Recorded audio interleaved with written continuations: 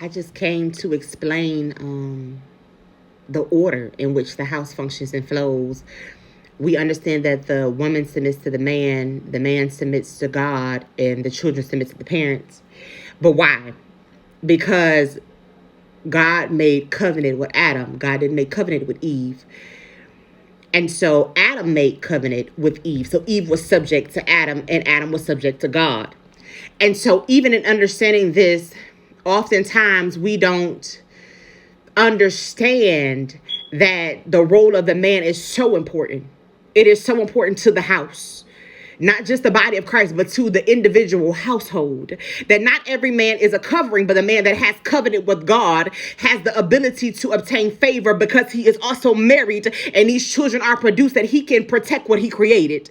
And so we have these children who are being raped and molested because the fathers are not in the household, right? Because they have not made covenant with God, and then they also would make covenant with the woman. And so they leave these babies unprotected. And can I say that it is everybody's fault? It is the man's fault who laid down with her, understanding that she wasn't wife material.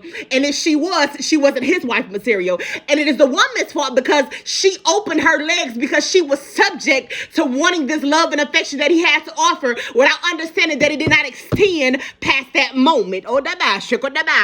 And so now these people that are coming into these covenants are mishandling these babies. Can I tell you first that when there is a child already present and a man or a woman enters the relationship and there is a child already present, can I tell you their first responsibility is not to you. Their first responsibility is to that child. Why? Because there is already a pre-established covenant there between that mother and that child, or that father and that child. And so when you walk into an already established covenant, you got the you got to line up according to what's already in place.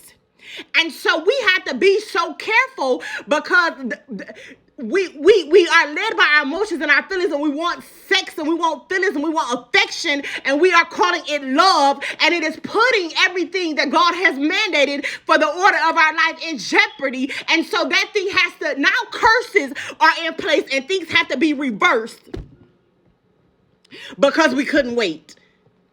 And so if a man gets in position, oh my God, the damage it does to the kingdom of darkness. The alignment it places back into the household.